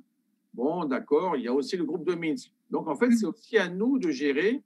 Alors, d'abord, les Arméniens en France, évidemment, il faut qu'ils continuent encore plus ce travail, parce que vous voyez que cette reconnaissance est importante. Et on peut même, je peux vous dire de façon paradoxale, que cette situation peut nous aider encore plus pour convaincre des députés et des sénateurs sur cette reconnaissance qu'anciennement, parce qu'anciennement, ils n'étaient pas très au courant de ce qui se passait. Là, maintenant, ils ont vu. Donc, on sait aussi que la France règle ses problèmes avec l'aspect djihadiste. Vous avez vu la convention, par exemple, avec les imams, etc. Ça change, il y a des choses qui changent. Et c'est de façon, et c'est concret. Un autre point aussi, je parle pour eux. Moi, je ne donne pas de directive, hein, c'est simplement Oui. on parle entre amis. Mais ce que je veux dire par là, c'est qu'on va avoir les élections en mai 2022. On rentre dans la période électorale. Ça serait bien de le signaler quand même. Hein. Un Arménien en France, il est aussi électeur. Et il est électeur quand il considère qu'il appartient à deux peuples, d'accord? Il est aussi bien français qu'arménien. Je ne parle pas de ceux qui se sentent que d'un côté. Ça, c'est un autre problème. Mais en tout cas, ici, si les citoyens ils peuvent voter, il faut qu'ils le disent. Il faut qu'ils le disent. Donc, il y avait même des politiques qui étaient très bons là-dessus. Il y en a qui le sont moins. Donc, c'est un rôle à jouer qu'il faut poursuivre. Le problème de la reconnaissance, par exemple, aussi du génocide et le fait que ça appartient à la mémoire de la France, c'est quand même quelque chose qui a été obtenu via Macron. Ça n'y était pas avant. C'est le président Macron qui a accepté que ce jour soit aussi dans le calendrier français. C'est totalement différent de faire simplement une commémoration entre Arméniens et quelque chose qui appartient à l'histoire de la France. Il y a eu un travail continu et c'est vrai que c'est Emmanuel Macron qui a officialisé ça, c'est vrai. Non, mais le travail continu, ça n'a été... Je sais très bien ce que c'est le travail continu. Le problème, c'est qu'à un moment, il faut qu'un homme politique, quel qu'il soit, le fasse. Et lui, il l'a fait, donc il faut en tenir compte et il faut s'appuyer là-dessus. Et d'ailleurs, moi, j'ai bien vu à la commémoration, je l'ai vu à Lyon, les Arméniens, ils ont tous mentionné ce fait. Donc, ils n'ont pas fait comme si c'était rien, si c'était simplement de la continuation. Il faut se mettre d'accord sur certains points. Les gens qui font des choses pratiques, ils sont de notre côté. Les gens qui ne font pas des choses pratiques, ils peuvent être de la même idéologie et finalement être inefficaces, incapables et même impuissants. On s'en fout. Donc, essayez d'y réfléchir, ça. C'est que moi, ce que je veux, c'est des gens qui ont du potentiel, des gens qui peuvent construire des choses, qui ne sont pas défaitistes et qui peuvent dire, moi, je suis avec les Arméniens. Et quand je dis avec les Arméniens, ce n'est pas simplement à distance. C'est pour de près. Donc, le groupe de Minsk, il a son rôle parce que je peux vous dire que s'il n'y avait pas le groupe de Minsk, l'Artsakh, ça serait fini depuis longtemps. Ça, vous l'enlevez de votre tête parce que j'ai l'impression que vous demandez est-ce que c'est bien ou pas le groupe de Minsk. Le groupe de Minsk, c'est fondamental parce que c'est un jeu d'équilibre au niveau de la grande stratégie. Donc, nous, quand on regarde ça du point de vue tactique, on a l'impression que ce n'est pas très important. Moi, je vais vous dire un exemple que je donne souvent. C'est très bien de s'intéresser à un nid de fourmis. C'est encore mieux de s'intéresser où marchent les bottes. Donc, en géopolitique, on regarde les bottes. On ne regarde pas où sont les nids. Et simplement, ce qu'on se dit, ça serait bien qu'ils ne soient pas dans la trajectoire des bottes. Donc, les gens qui sont spécialistes de la fourmilière, c'est très bien, mais en fin de compte, quand il y a une botte, ils sont spécialistes de rien du tout, ils sont tous morts. Donc, moi, ce que je dis, c'est que si on regarde le groupe de Minsk simplement du point de vue de l'intérêt localement arménien, on ne comprend pas bien ce qu'il fait. Mais si on regarde la géopolitique russe et on regarde comment elle joue autour d'elle, elle est obligée de chercher des équilibres avec les Français, avec les Américains, et avoir un jeu d'équilibre. Et je ne parle même pas d'idéologie, hein, je parle vraiment de grande stratégie, c'est-à-dire que les gens disent, ça c'est ma zone, ça c'est ta zone, ça c'est pas plus loin, tu vas pas là-dedans. Et là, on voit très bien que la Russie a dit à la Turquie, ça c'est ma zone maintenant, on a fini de jouer. Et ça c'est intéressant, parce qu'elle ne l'a pas dit tout de suite. Donc, il faut en tenir compte. Ça veut dire, en fait, qu'il y a un message qui est passé de la part des Russes en disant, si vous n'êtes pas clairement avec nous, vous n'êtes pas exactement avec nous, on est d'accord. Si vous n'êtes pas exactement avec nous, on ne va pas vous protéger. Donc, il faut faire attention à ce genre de points, parce que, vous savez, on avait le problème aussi avec l'Union européenne. Hein. Est-ce que l'Arménie peut rentrer? Finalement, l'Arménie, elle reste dans la sphère russe. Donc, à partir du moment où on a un joueur dominant, il faut savoir le gérer. D'accord? Donc, quand vous avez une relation humaine avec quelqu'un, il est très costaud, et vous n'êtes pas très costaud, ben vous faites des gâteaux. voyez ce que je veux dire? Oui. Oui, tout à fait, tout à fait. Voilà. D'ailleurs, beaucoup d'Arméniens ont parlé notamment dans ces analyses-là, on dit voilà, c'est arrivé parce que vous avez parlé de cette relation avec quelqu'un de très costaud qu'il faut savoir gérer. Beaucoup d'Arméniens sont revenus sur la relation Poutine-Pachinian, ont expliqué que l'Arménie pendant ces 2 dernières années, a commis quand même des maladresses diplomatiques, pour ne pas dire des erreurs, je dirais des maladresses diplomatiques avec la Russie. Et donc, finalement, voilà, il y a eu toutes ces explications-là aussi. Non, il n'y a pas que des maladresses. Vous savez très bien, vous utilisez un euphémisme, il y a aussi des erreurs concrètes, parce que moi, je suis en stratégie. Alors, les erreurs, elles ont un coût. À la fin, on le voit. Donc, peut-être qu'une série de petites erreurs ne donne pas l'impression d'avoir fait quelque chose, mais vous savez, si vous avez un objet sur une table et vous le poussez 1 millimètre par jour, à la fin, il tombe. Alors, vous allez me dire, mais c'est quel millimètre qui était l'erreur? En général, on dit le dernier, mais s'il n'avait pas commencé le premier, on ne l'aurait pas mis. Moi, ce que j'aime bien, quand j'ai un problème de ce genre, si je vois un objet qui commence à bouger sur une table, c'est très bien, je l'enlève de la table. Je n'attends pas qu'il tombe. Et là, en fait, on a attendu et on a des relations, on va dire, idéologico-politiques qui ne sont pas très cohérentes avec l'arménité. Ouais. Pour les Arméniens, c'est d'abord l'arménité et ensuite, quand on a, comment dire, la possibilité d'avoir de l'idéologie, c'est bien. Le problème, c'est que on est 3 pelés et un tondu.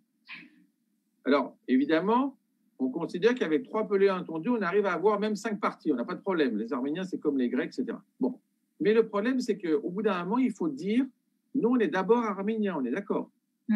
Et donc, en fait, c'est en tant qu'Arménien qu'on doit parler. Parce que moi, ce que je vois, c'est que quand on a des implications idéologiques, d'un seul coup, quelqu'un me dit, ah, vous savez, finalement, moi, je suis un peu russe.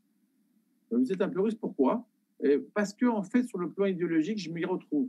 Eh bien, ça, c'est des points de détail qui ensuite vont créer des frictions, comme dit Clausewitz, et on ne s'en sort pas. Il faut que les Arméniens fassent bloc. Si quelqu'un ne les représente pas, il faut le virer. Si quelqu'un les représente, il faut le garder. C'est simple, la chose. On ne peut pas jouer plus. C'est ça le problème. Les petits pays, ils peuvent avoir de la grande stratégie, mais il faut qu'ils soient conscients que toute erreur peut être mortelle, fatale et même définitive. Alors que les grands pays peuvent toujours se dire, bon, j'ai perdu une petite partie de territoire là-bas, je vais le retrouver ailleurs, etc. La Chine, elle avait perdu toute la Mandchourie avec le Japon. Finalement, elle a récupéré. Elle ne s'est jamais sacrifiée pour les retrouver tout de suite. Elle l'a fait lentement. Donc, nous, c'est pareil. Je veux dire, en France, l'Alsace et la Lorraine, c'est ça qu'il faut dire. Vous savez, des fois, quand on parle aux gens, on leur parler avec ce qu'ils veulent. Bon, si vous dites à un Français, c'est bien l'Artsakh, c'est bien, moi j'adore l'Artsakh. Il ne sait pas ce que c'est l'Artsakh. Alors que c'est très bien, vous lui dites. Vous, en 1870, l'Alsace et la Lorraine, c'était français ou c'était pas français? Est-ce que vous avez conscience que l'Alsace et la Lorraine, elle a mis combien d'années? Vous avez réalisé ça?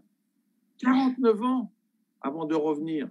D'accord? Donc, il a fallu, en fait, attendre 1919. Je pose la question. Il y avait un Français qui disait que l'Alsace et la Lorraine n'étaient pas françaises? Non. Au bout d'un moment, comme ils y pensaient, c'est revenu. Et maintenant, tout le monde considère, surtout les plus jeunes, qu'ils ne savent même pas que c'était occupé. Donc, c'est pareil.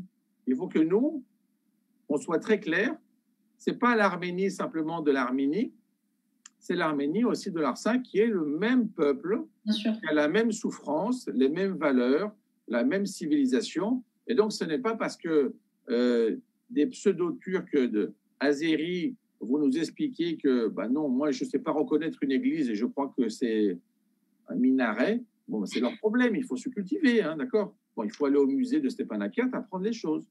Donc, il faut le voir de façon concrète et il faut voir que quand on est résistant et qu'on ne se laisse pas faire, l'autre en tient compte. Et même quelqu'un qui a un gros balourd, il regarde toujours s'il a des cailloux dans ses chaussures. Il suffit de se placer dans les chaussures. Si vous êtes à l'extérieur des chaussures, il s'en fout, il va vous donner un coup de pied. Si vous êtes tout le temps dans les chaussures, à chaque fois, il se dira combien j'en ai aujourd'hui de cailloux. Et il ne marchera pas de la même façon. Donc, c'est ça qu'il faut dire. Il faut jouer là-dessus. Et ça, c'est faisable. Ça, c'est faisable. Il ne faut pas considérer que tout est perdu et que c'est fini. Et je parle spécialement pour les jeunes. Les jeunes, il ne faut pas que les plus anciens, ils vous disent c'est raté, c'est fini, voilà, on a perdu. Non, C'est non, fini. ouais, Ça, il ne faut pas le faire. Hein. Il faut pas le faire. bien sûr. Parce que la victoire des jeunes, finalement, c'est le dépassement des vieux. Ouais. Et qu'au bout d'un moment, les vieux se disent est-ce qu'on peut le refaire? Ben oui, on peut le refaire. Donc c'est pareil. Hein. Quand il y a eu les décisions en 1918 et finalement on a libéré l'Arsac, qui c'est qui pensait parmi les plus âgés? Personne.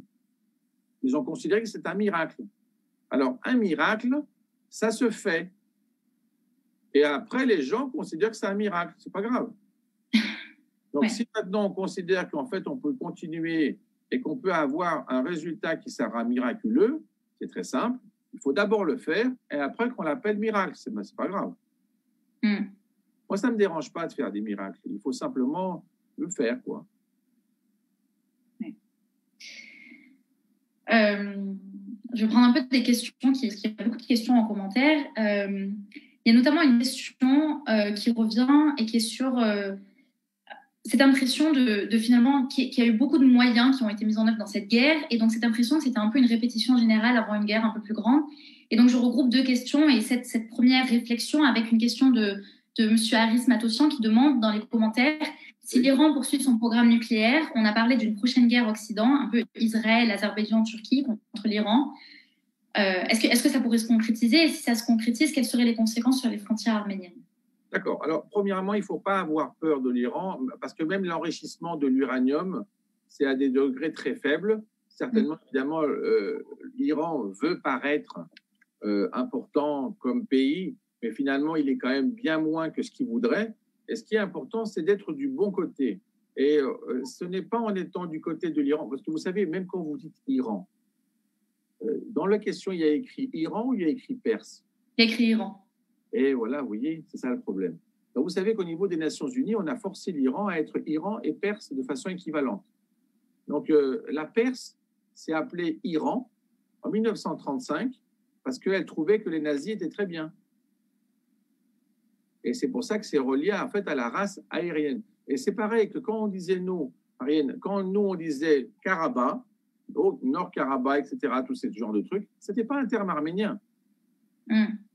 Et à partir du moment où on dit les choses concrètement, alors moi je dis la Perse, donc je dis que la Perse, il n'y a pas de problème parce que si on regarde que l'aspect de l'Iran, c'est-à-dire après 1979, en fait c'est une boucle. Et ça, au bout d'un moment, ça va se clore.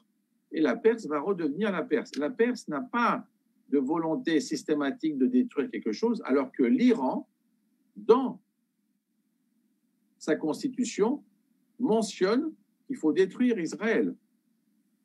Ben, vous savez, moi, je trouve que c'est quand même un peu bizarre d'avoir une constitution qui dit qu'un État doit disparaître. Vous voyez? Donc, en fait, on sait très bien ce qui se passe.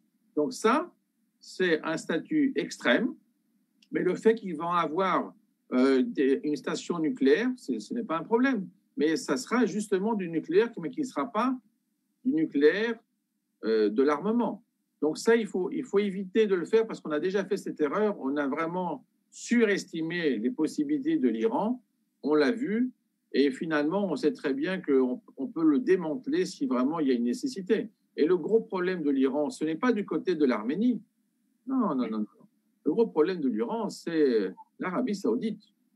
Donc, en fait, c'est une altercation entre sunnites et chiites, et ça, ils ne s'intéressent pas vraiment au Caucase de la façon que nous, on le voit. Non, notre problème plus local, c'est plus la Turquie qui peut effectivement s'étendre facilement en disant, comme moi, je vais vous aider. Vous voyez, comme elle a fait par exemple pour la Syrie et l'Irak, elle pourrait dire, vous pouvez me laisser un petit bout, là, par exemple, du côté arménien, c'est très bien pour aller à la plage. Ce que je veux dire par là, c'est qu'il ne faut pas être dupe. L'Iran ne s'intéresse pas spécialement à ça. Et moi, ce que j'ai vu, même quand j'étais en Artsakh, je voyais par exemple que même dans le cadre d'un embargo contre l'Iran, eh bien, il y avait quand même de l'essence qui circulait dans les deux sens avec des camions citernes avec des plaques iraniennes en plein embargo. Alors, il y a la réalité du terrain, puis il y a la réalité. Donc, il n'y a jamais eu vraiment d'altercation à ce niveau-là. Et franchement, si l'Iran voulait le faire, on aurait effectivement des problèmes. Mais l'Iran ne s'intéresse pas de ce côté, s'intéresse de l'autre côté. Et l'Iran a un bien plus gros problème que tout ce que vous venez de dire, c'est la Chine. Il y a une question, justement, ma prochaine question, c'était sur, il y a une question qui porte sur les ambitions chinoises dans la région. Donc, la transition était parfaite. Voilà, très bien. Eh bien, on parle aussi de la route de la soie. Il faut bien se rendre compte que la route de la soie, du point de vue géostratégie et grande stratégie, c'est un moyen d'éviter les Américains. La route de la soie n'est pas construite pour enrichir les pays par lesquels elle va passer. Elle est construite pour contrôler les pays par lesquels elle va passer, tout en évitant que les Américains aient accès de façon maritime à des points d'ancrage. Donc, c'est-à-dire qu'en gros, quoi? Les Américains suivent en gros la politique des Anglais, donc en fait, une très grande marine qui se déplace partout, et les Chinois qui sont de l'Empire du Centre, ils veulent avoir une configuration directe. Mais il faut bien se rendre compte d'un point. Par exemple, on a les Européens, les Américains, ils sont quasiment européens. Les Russes, ils sont légèrement moins européens que les Américains. Et les Chinois sont chinois. C'est-à-dire que les Chinois dans le coin, ils ne vont pas d'un seul coup devenir caucasiens. Hein. Ils seront chinois. Et ils le montrent très bien en Afrique. Alors, les intérêts de la Chine dans le coin, c'est simplement il faut voir comment réfléchit la Chine. La Chine, quand elle fait un contrat, si 95% c'est pour la Chine, elle est très contente. Si c'est moins de 95%, elle ne le fait pas. Donc maintenant, ce qu'on voit, c'est que comme en fait, il y a des problèmes sur le plan technique par rapport à la Chine a tendance à investir à l'intérieur de la Chine et plus tellement sur la route de la soie. Donc elle a fait énormément de travaux pour activer la route de la soie, mais maintenant on voit qu'elle traîne parce qu'elle veut d'abord gérer ses problèmes. Vous savez, on dit des fois que aux États-Unis, ils disaient America First. En fait, en Chine, c'est China First depuis des siècles. D'accord? Le problème, c'est pas d'être first ou pas. C'est est-ce qu'il y a un second? En Chine, il n'y a pas de second. Donc, c'est China. C'est même pas first. Donc, en fait, ça veut dire que là où la Chine va passer, ça sera chinois. Donc, il faut bien être au courant de ça parce que je vois certains pays, même dans le cadre de l'Europe, considèrent « Oh, ça va être super bien, on va faire des contrats. » Et quand tu vois les contrats, tu te dis « Mon Dieu, ils n'ont même pas lu les contrats, c'est pas possible. » Parce que les contrats, ils sont tous super, hyper pour la Chine et très peu pour l'autre. Et l'autre, il dit bah, « Ça ne va rien, j'ai quand même gagné 5%. » Bon, voilà. Donc, en fait, comme joueur, franchement, je préfère la Russie dans la zone du Caucase que la Chine. Parce que la Russie a quand même une tradition dans le coin. Elle a un sens. Bon, des fois, elle peut se comporter un peu comme un éléphant, elle marche un peu de partout, bon, ça écrase un peu les autres. Les Chinois ne se comportent pas comme des éléphants, c'est comme un troupeau. Donc, en fait, il ne va rien rester sur place, c'est très simple. Et puis, il faut bien se rendre compte. Hein. Je vais vous donner, c'est une anecdote qu'on dit en Grèce. C'est un Grec qui va en Chine et qui voit plein de Chinois et qui dit c'est quoi ici? C'est quelle ville? Et les autres lui disent c'est pas une ville, c'est une station de bus. Vous voyez? Donc, il faut se rendre compte la taille. La taille, bien sûr. Quand quelqu'un me dit avec 1,5 milliard, oh, ça serait bien que 1% de Chinois viennent faire des vacances. Je dis, vous avez compté ce que c'est 1% de 1,5 milliard? Je pense que vous ne les voulez pas tous en même temps. Hein. Alors là c'est pareil. Donc, c'est très simple. L'Arsac, c'est 150 000 personnes et les Chinois, c'est 1,5 milliard. Bon, ben, c'est très simple. Hein. Il faut vraiment faire attention avec ces tailles parce que là, on a de la grande stratégie.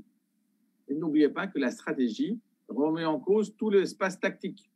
C'est-à-dire qu'en fait, on peut faire plein d'accords sur le plan tactique. Si la grande stratégie arrive, elle peut tout effacer.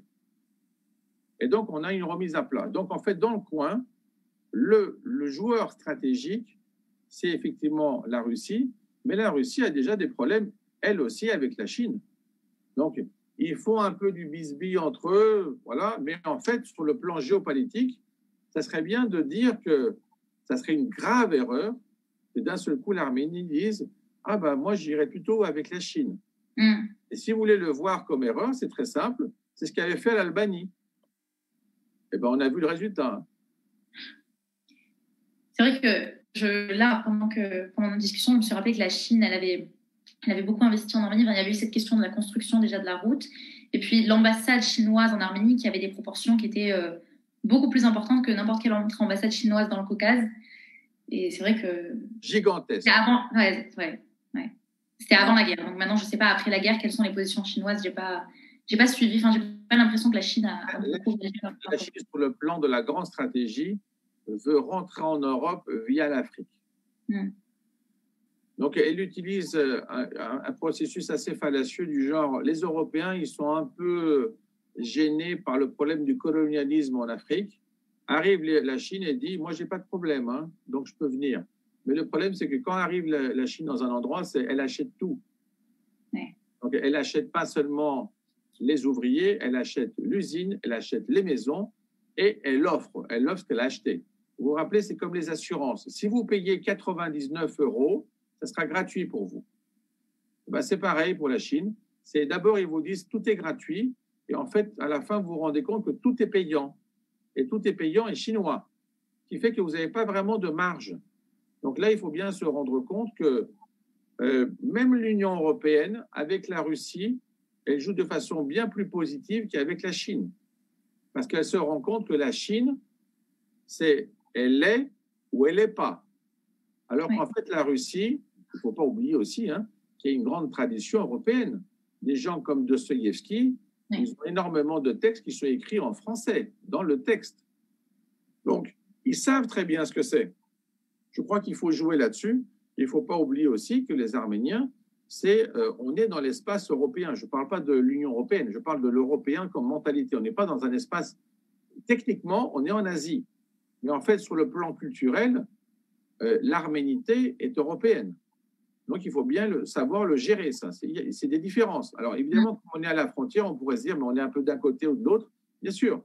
Mais en fait, c'est les civilisations qui comptent, ce n'est pas les frontières.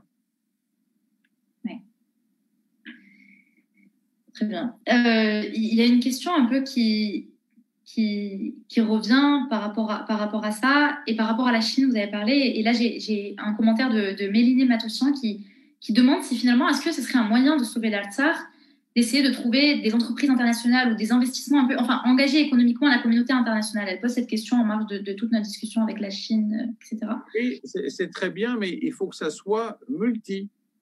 Oui, pas que uni. Parce que si c'est uni, ça veut dire en gros que vous permettez à un autre géant de rentrer sur place. Donc, le premier géant va être jaloux, le second géant va vouloir s'impléter encore plus. Donc, c'est pareil. Vous voyez en fait, par exemple, je ne sais pas moi, même au niveau des supermarchés, ça vaut la peine de parler tout le temps de grandes stratégies. Si vous dites à un investisseur de venir et il a une capacité nationale, ben vous évitez. Vous avez vu ce qui s'est passé, par exemple, avec Carrefour et le Canada. On ne peut pas dire que la France soit vraiment un tout petit pays. Bon, le problème, c'est que quand on a quelque chose qui représente 150 000 personnes, on ne peut pas simplement dire, bon, bah, c'est du business, faites ce que vous voulez. Et là, c'est pareil. Il faut imaginer, par exemple, que la population de l'Artsakh, c'est les gens qui travaillent chez Carrefour. C'est 150 000 personnes, les deux. Donc, ce que je veux dire par là, c'est que c'est bien d'avoir du multilatéralisme, ça c'est bien, toujours. Mais il faut que ça soit équilibré. Et donc, en fait, quand vous êtes maintenant un pointeur et arrive quelqu'un qui a vraiment des très gros intérêts dans la région et vous êtes un détail, il ne faut pas lui laisser la place. Il vaut mieux avoir un partenariat traditionnel. Ce n'est pas par hasard que les Arméniens ils parlent énormément de langue européenne et évidemment le russe. D'accord ? Combien d'Arméniens vous connaissez qui parlent chinois ? Oui. Bon, ce que j'essaie de vous dire, c'est pareil comme en France. Quand on dit que quelque chose est compréhensible, on dit soit c'est du chinois, soit c'est de l'hébreu. On ne dit pas c'est de l'arménien. Pourtant, c'est quand même assez incompréhensible au départ pour quelqu'un qui ne connaît pas l'arménien. Donc, la question est bonne, la question est concrète, mais quand on fait du multilatéral, il faut avoir un mix stratégique. C'est-à-dire qu'en fait, il faut avoir différentes entités qui n'ont pas forcément le même objectif stratégique, mais ces objectifs sont convergents. Que si c'est divergent, ça veut dire dislocation des intérêts. Et donc là, ça, c'est dangereux. Donc c'est pareil, c'est ce que je vous dis en gros, c'est que si vous mettez de l'argent dans une banque, vous avez des actions, c'est très bête de les mettre toutes dans le même système. Vous avez un portefeuille. Par contre, là, ce que j'entends, c'est est-ce que c'est bien d'avoir un portefeuille où un, c'est dans une banque, l'autre, c'est dans une banque, l'autre, c'est dans une banque? Ça, c'est très dangereux. Parce que finalement, les banques peuvent s'entretuer et vous restez sans portefeuille. Donc, il faut avoir une préférence. D'accord? Vous voyez, on le dit très bien, ça. Les femmes sont fidèles, simplement, elles changent de direction. Bon, il n'y a pas d'anecdote au niveau des hommes parce que sans doute ce terme n'existe pas. Donc, ce que je veux dire par là, c'est qu'il faut être fidèle avec ses alliés historiques. Mais ça ne veut pas dire que quand vous avez choisi le menu, vous ne regardez pas la carte. Il faut de temps en temps regarder dans la carte, est-ce qu'il y a des produits qui sont nouveaux, qui peuvent être intéressants, mais pas forcément laisser tomber le menu. Très bien. Peut-être une dernière question, parce que je sais que bon, ça fait déjà 1h30 qu'on discute, mais c'est très intéressant. Et il y a une dernière question qui finalement, c'est une parfaite conclusion, parce que bon, je sais qu'on n'a pas de boule de cristal et qu'on ne peut pas forcément prévoir exactement ce qui va arriver, mais c'est vrai qu'il y a cette question. Ça le dites pas, vous savez. Oui, bon. Pas mal de boules, oui. Alors, allez-y. C'est une question qui porte un peu plus sur l'avenir, et j'ai posé un peu tout à l'heure la question par rapport aux entraînements turco-azéri à Kars. Oui. Et on a en commentaire, c'est une question qui revient souvent, qui demande est-ce qu'il va y avoir une nouvelle attaque? Est-ce que ça va reprendre finalement? Parce que bon, on voit cette menace qui plane et non. Et vous n'avez pas besoin de boule de cristal. Donc c'est non. Parce qu'en fait, la Russie s'est réimplantée. Donc la Russie a laissé un message. Elle a dit si vous n'êtes pas avec moi, n'attendez pas que je vous protège. Si vous êtes avec moi, je suis là. Si je suis là, personne ne bouge. Si je suis là, par contre, c'est ça qu'il faut faire. Il faut quand même gérer comment elle est là. C'est-à-dire qu'il n'y a pas besoin d'être partout là. Hein. Et il y a des choses qu'on peut faire de façon équivalente. Ce n'est pas la peine, par exemple, de déléguer tout le système de sécurité et de le mettre directement en russe. Si, par exemple, vous avez des gens qui peuvent travailler en collaboration, il vaut mieux qu'ils soient arméniens. Ce n'est pas la peine de jouer sans arrêt sur cette carte. Donc, en leur disant, bon, bah, c'est bien, mais nous, par exemple, on a des coins historiques, on voudrait bien avoir ça. Vous voyez, c'est, comment vous dire? Je vais prendre l'exemple de la police nationale et police municipale. Bon, eh bien, c'est deux choses complètement différentes. On est d'accord que c'est la police nationale qui a un autre niveau. Mais si la police municipale fait bien son boulot, la police nationale ne vient pas dans le coin. Ce que je veux dire par là, c'est que si du point de vue arménien, on joue bien et on a un espace d'équilibre et on voit qu'on est un acteur dynamique, l'autre, il délègue. Donc, c'est très intéressant que vous dites ça. Je me permets de vous interrompre, mais parce que ça me fait penser, mais ça, c'est un ajout personnel que je fais là, et ce n'était pas dans cette question-là, mais ça me fait penser à une réaction du gouvernement arménien quand il y a eu des attaques côté azéri sur des villages en Artsakh, où la porte-parole du Premier ministre a dit, en fait, elle s'est plainte à la Russie et elle a dit vous faites mal votre boulot. Et ça me fait penser à cette réflexion, parce que les Arméniens sont dans cette situation où on ne voulait pas trop enfin surtout Pachinian, hein, tout le monde disait que bon, on ne veut pas trop de présence russe. Finalement, on s'est retrouvé avec un Artsakh où on a des soldats russes de partout. Et ça me fait penser à cette réflexion et à ce que vous dites là depuis tout à l'heure. D'accord. Alors, je vais essayer de conclure parce que j'ai bien compris avec votre message subliminal. non. Mais ce que j'essaie de vous dire, c'est très simple. C'est que ce que vous avez dit là, au lieu de l'insulter, vous savez ce qu'il faut faire? Il faut dire, si vous voulez, moi j'y vais. Hein. C'est complètement différent. C'est-à-dire que quand vous dites à quelqu'un, si tu veux, j'y vais, ou même je peux t'aider, eh bien, on n'est pas obligé de faire tout de façon officielle, mais je veux dire, on peut, par exemple, proposer de la logistique. C'est-à-dire que tu as un problème, tu ne peux pas mettre tes 2000 personnes partout, très bien, mais moi, je peux t'aider au niveau logistique, et finalement, c'est une façon de reprendre au terrain. Et c'est pour ça que je disais pour la police municipale et la police nationale, c'est qu'en fait, si quelqu'un fait bien son boulot, par contre, en gros, là, qu'est-ce que vous faites? Vous dites, ah bah c'est pas bien ce que vous faites, et finalement, vous l'énervez en plus. Bon, le problème, c'est que lui, il ne fait pas ça forcément volontairement, et quand en fait vous l'énervez, en quoi vous êtes un allié? C'est-à-dire que vous imaginez, par exemple, c'est à la frontière, vous dites à la Russie, vous ne protégez pas bien la frontière avec la Turquie. Bon, et lui, il s'énerve, il part. Bof. Après, vous lui dites c'était de l'humour. Je ne voulais pas faire ça. Vous l'avez mal compris. Donc, ce que j'essaie de dire, c'est que si, du point de vue tactique et opérationnel, on joue bien, celui qui est stratège utilise ça à son profit. Donc, il y a une sorte de symbiose. Donc, peut-être, je vais conclure comme ça. Vous vous rappelez du rhinocéros? Vous avez déjà vu un rhinocéros? Oui, bien sûr. Vous avez vu déjà des rhinocéros qui n'ont pas de petit oiseau au-dessus? Tous les rhinocéros ont un petit oiseau au-dessus. Il y a une forme de symbiose. Le rhinocéros se fait nettoyer par l'oiseau. L'oiseau mange, il est très bien. Personne ne vient emmerder l'oiseau parce qu'il est sur le rhinocéros. Et le rhinocéros ne l'emmerde pas parce que ça l'arrange qu'il soit là. Maintenant, il faut se décider. Soit vous décidez que l'Arménie est un rhinocéros et c'est une erreur stratégique, soit vous décidez que c'est un oiseau et il faut qu'il soit intelligent. Les oiseaux, c'est simple. Soit ils sont intelligents, soit ils sont morts. Les rhinocéros, même bêtes, ils sont là. Donc voilà. Ça permet de choisir. Hein. Ouais. Un choix stratégique permet à quelqu'un de vivre de façon stratégique sans qu'il soit puissant. Donc, les Arméniens ont démontré qu'ils avaient de l'intelligence. Donc, personne ne les force à être bêtes. Personne. Par contre, s'ils commencent à faire des problèmes entre les courants politiques, idéologiques, ben là, ils s'abrutissent et ils finissent par dire n'importe quoi. Bon. Donc, en fait, on reste sur ma base. Ma base, c'est faites ce que vous voulez, mais n'oubliez pas l'arménité.